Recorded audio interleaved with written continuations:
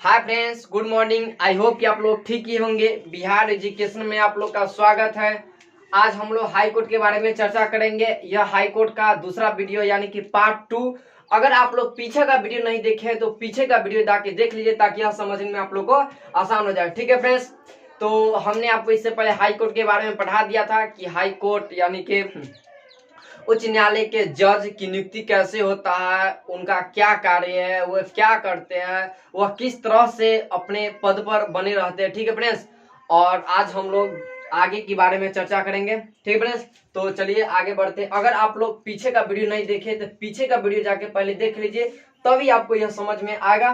ठीक फ्रेंड्स, तो हम लोग आज चर्चा करेंगे हाई कोर्ट यानी कि भारत के मुख्य न्यायाधीश का वेतन। यानी कि जो आपको बता थे इससे पहले कि हर एक राज्य में एक एक अपना हाई कोर्ट होता है। ठीक है, यानी कि उच्च न्यायालय एक राज्य में एक ही हाई कोर्ट हो सकता है, एक राज्य में एक से अधिक हाई कोर्ट नहीं हो सकता, लेकिन कई राज्यों का एक हाई कोर्ट हो सकता है। इस सब चीजें के बारे में हमने आपको पिछले वीडियो में बता चुका है और वहां जाके देख लीजिए। ठीक है फ्रेंड्स, तो हम आज चर्चा करेंगे भारत के मुख्य न्यायाधीश का वेतन, हाई कोर्ट के मुख्य न्यायाधीश का वेतन। यानी कि जो जज होते हैं हाई कोर्ट यानी कि उच्च न्यायालय का जो जज होते हैं मुख्य न्यायाधीश, उनको वेतन कौन देता है यानी कि सैलरी।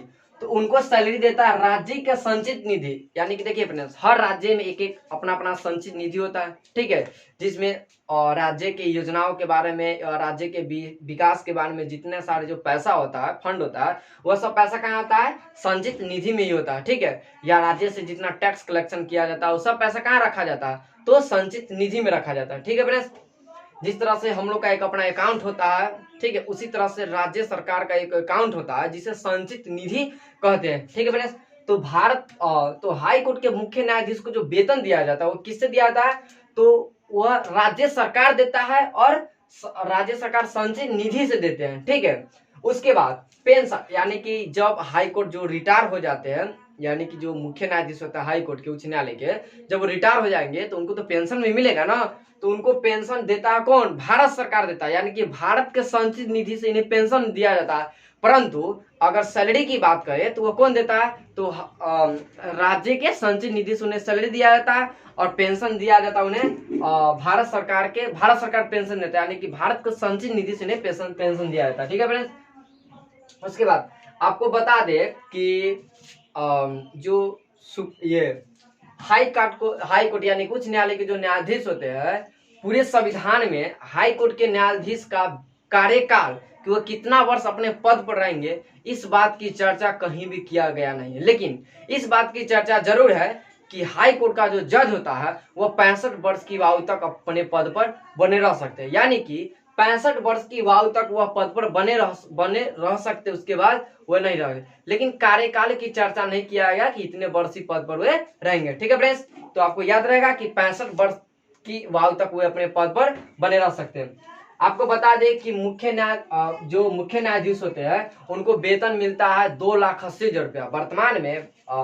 हाई कोर्ट को जो न्यायाधीश होते हैं उनको कितना वेतन मिलता है? तो 2,80,000 रुपया उन्हें वेतन मिलता है। कहीं कहीं कुछ और है, यानी कि अलग अलग राज्यों का कुछ मतलब कि ऊपर नीचे हो सकता है, लेकिन अप्रोक्स इसी के लगभग में रहता है। ठीक है फ्रेंड्स, और भारत के हाई कोर्ट के मुख्य न्यायाधीश को वेतन, और हाई कोर्ट को जो अन्य न्यायाधीश होते हैं उनको वेतन मिलता है 2,50,000 रुपया, यानी कि 2,50,000 रुपया अन्य न्यायाधीश को, और मुख्य न्यायाधीश को वेतन मिलता है 2,80,000 रुपया। ठीक है फ्रेंड्स, हाई कोर्ट में अपील, आपको फ्रेंड्स हम बता दें कि हाई कोर्ट का क्या कार्य है, हाई कोर्ट आखिर करता क्या है। ठीक है, तो हाई कोर्ट में जो अपील किया गया जो मामला है, हाई कोर्ट में किस तरह का मामला अपील करता है, हाई कोर्ट में कोई भी मुकदमा यानी कि मामला कैसे जाता है, उसमें किस तरह से दर्ज किया जाता है। ठीक है, तो इस सब के बारे में हम लोग चर्चा करेंगे। तो हाई कोर्ट में जो मामला जाता है वो जाता है कंपनी का विवाद। अगर मान लीजिए कोई कंपनी है, ठीक है, और कोई दूसरा कंपनी है, अगर उस कंपनी में कोई विवाद होता है तो उसका मामला कहाँ जाएगा? हाई कोर्ट में जाएगा उसका मुकदमा। अगर एमपी और एमएलए यानी कि राज्य में एमपी और एमएलए के निर्वाचन में यानी कि चुनाव में अगर कोई गड़बड़ी होता है, ठीक है, यानी कि एमपी एमएलए के चुनाव के समय अगर चुनाव प्रक्रिया में कोई गड़बड़ी होता है तो इसका मामला भी कहाँ जाएगा? यह मुकदमा भी हाई कोर्ट में ही जाएगा, न कि डिस्ट्रिक्ट कोर्ट में, हाई कोर्ट में जाएगा इसका मामला। उसके बाद तलाक हो गया, विवाह हो गया, विवाह संबंधी, लव मैरिज, इस तरह के जितने भी है वो सब कहाँ जाएंगे, तो सभी कहाँ जाएंगे, यह हाई कोर्ट में ही जाएगा। ठीक है फ्रेंड्स, तो यह सब मामला हाई कोर्ट में ही जाएगा, एमपी एमएलए के चुनाव प्रक्रिया में जो भी मामला होगा। ठीक है, उसके बाद विवाह संबंधी तलाक, अगर कोई लव मैरिज करना चाहता है, अगर किसी का विवाह में तलाक है, ठीक है, या विवाह संबंधी कोई भी घटना होता है, जैसे कि अभी वर्तमान हम देख सकते हैं कि दहेज के कारण बहुत सारे लड़कियों को जबरन हत्या कर दिया जाता है, या खुदकुशी खुद लड़की मजबूरन होकर कर लेती है।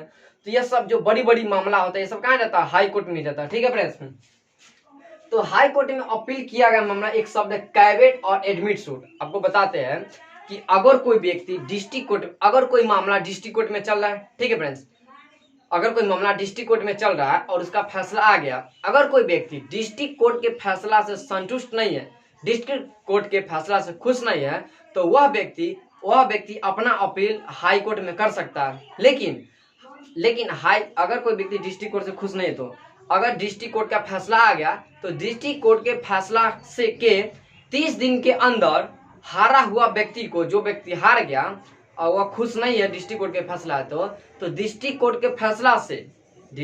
के फैसला के 30 दिन के अंदर उसे हाई कोर्ट में अपील करना होगा। लेकिन हाई कोर्ट में अपील करने से पहले हारा हुआ व्यक्ति को एडमिट सूट करना पड़ता है। ठीक है, एडमिट सूट यह होता है कि एडमिट सूट उसे करना पड़ता है। ठीक है, एडमिट सूट यह कहता है कि यह जो मामला हाई कोर्ट में आप दर्ज करना चाहते हैं, यानी कि आप अपना फैसला हाई कोर्ट से सुनना चाहते हैं, तो एडमिट सूट यह करता है कि यह मामला हाई कोर्ट के लायक है कि नहीं है। ठीक है, यह तय करता है। तो अगर आपका मामला हाई कोर्ट के लायक है, तो उसे एक्स पार्टी कहते हैं। ठीक है, अगर एडमिट सूट यह तय कर दिया कि आपका मामला हाई कोर्ट के में जाने लायक है, तो उसे एक्स पार्टी कहते हैं। और एक्स पार्टी इसलिए कहते हैं क्योंकि इसमें एक पक्ष को ही सुनकर सजा सुनाया जाता है। ठीक है, क्यों? क्योंकि जो जीता हुआ व्यक्ति था वो तो जीत कर अपने घर चला गया, हारा हुआ व्यक्ति को लगता है कि हम इस फैसले से संतुष्ट नहीं है, मेरे साथ गलत हो रहा है, तो वह क्या करता है, हाई कोर्ट में अपील करता है,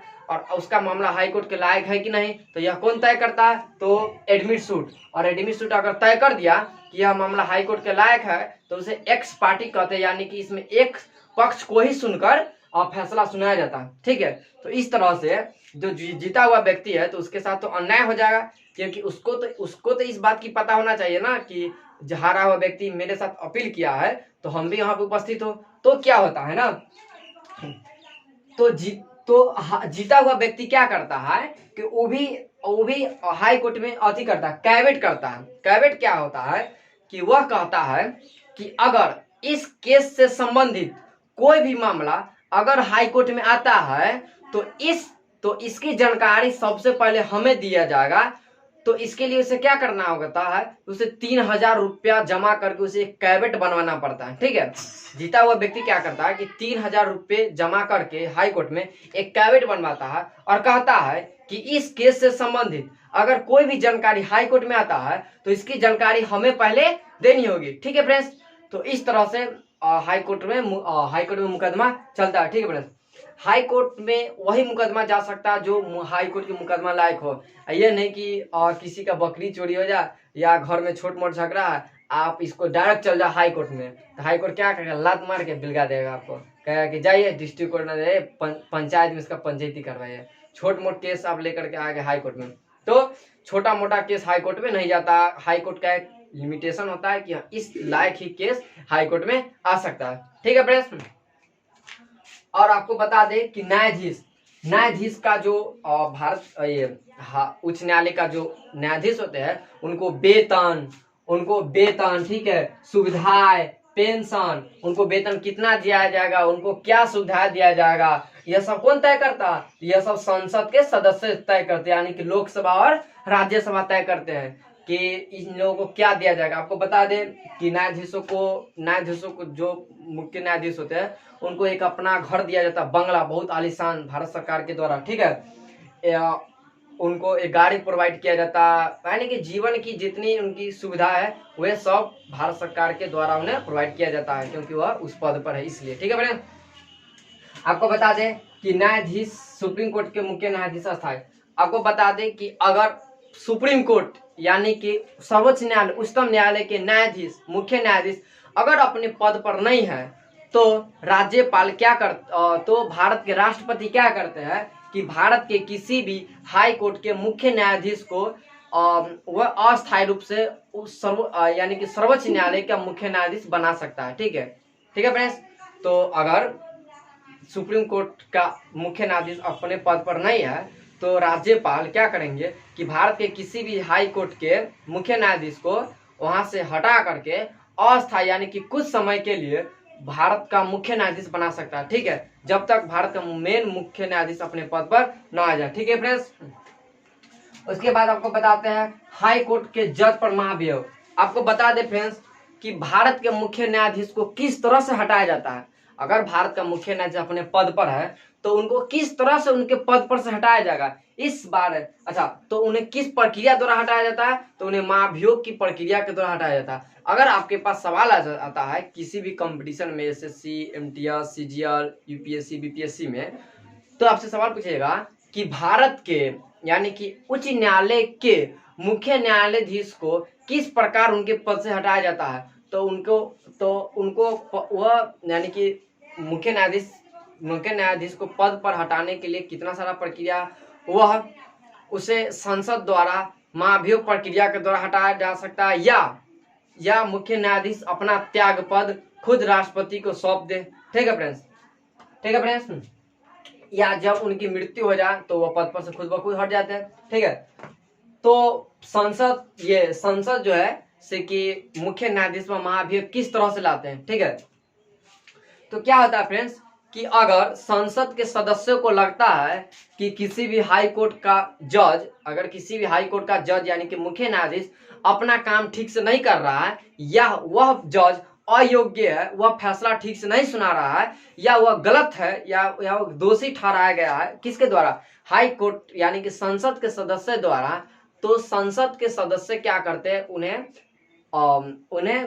प्रस्ताव पारित करके उन्हें हटा देते हैं। जिसका क्या प्रक्रिया है कि संसद सदस्यों को लगता है कि मुख्य न्यायाधीश अगर अमान्य है यानी कि अयोग्य है, तो क्या करते हैं, लोक संसद सदस्य यानी कि 100 सदस्य लोकसभा से और 50 सदस्य राज्यसभा से, यानी कि लोकसभा से 100 सदस्य और राज्यसभा से 50 सदस्य संसद सदस्य के हस्ताक्षर से प्रस्ताव पास करके इन्हें क्या किया जाता है, लोकसभा की अध्यक्ष और राज्यसभा के सभापति के पास भेजा जाता है। ठीक है, ठीक है, कि किस लिए, जज को हटाने के लिए।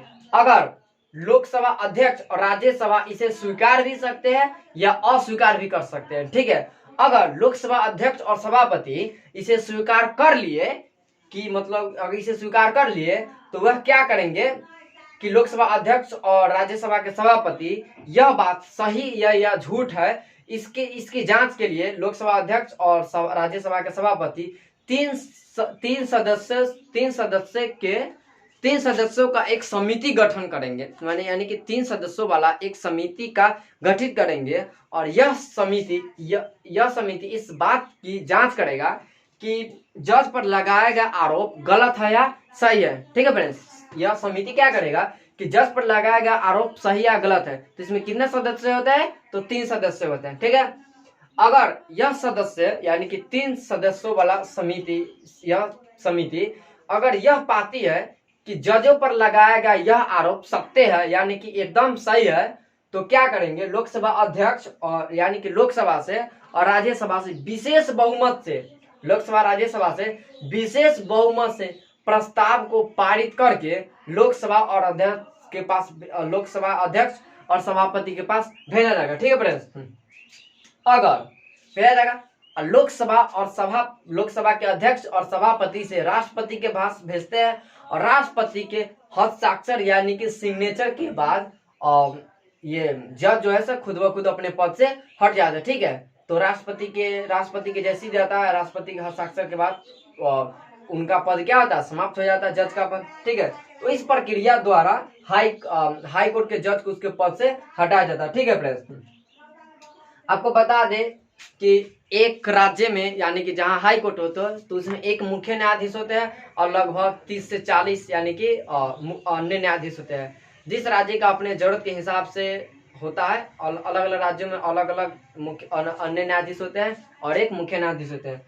तो किस राज्य में कितना अन्य न्यायाधीश रहेंगे यानी कि मुख्य न्यायाधीश और अन्य न्यायाधीश रहेंगे, इसकी संख्या कौन तय करता है? तो वह राष्ट्रपति तय करते हैं। ठीक है फ्रेंड्स। उसके बाद आपको बता दें कि उच्च न्यायालय यानी कि हाई कोर्ट के जज रिटायर होने के बाद, अगर वह रिटायर अपने पद से हो जाते हैं तो रिटायर होने के बाद वह किसी भी सरकारी पद को धारण नहीं कर सकते हैं। रिटायर होने के बाद किसी भी सरकारी पद को धारण नहीं कर सकते हैं। ठीक है फ्रेंड्स। तो ये रहा आज का टॉपिक हाई कोर्ट के बारे में। आई होप कि आप लोग को समझ में ही आया होगा। अगर आप लोग को समझ नहीं आता है तो हमें कमेंट करके जरूर बताएं। अगर आपको कोई दिक्कत होगा तो भी कमेंट जरूर करें। ठीक है फ्रेंड्स। तो आई होप कि आप लोग को समझ में आया होगा। अगर एक बार समझ नहीं आता तो 2 बार देखिए, 3 बार देखिए। और आप लोग से निवेदन है कि आप लोग ज़्यादा से ज़्यादा सब्सक्राइब करें, शेयर करें और लाइक करें, कमेंट करें, ताकि हमको पता चले कि आप लोग मेरे प्रति क्या क्रिया पर प्रतिक्रिया देते हैं। ठीक है फ्रेंड्स। और आप लोग ध्यान से पढ़ें और समझें। ठीक है फ्रेंड्स। और सब्सक्राइब जरूर कर दें और शेयर करें ताकि दूसरे लोग भी सब्सक्राइब कर लें। ठीक है फ्रेंड्स। धन्यवाद। जय हिंद, जय भारत।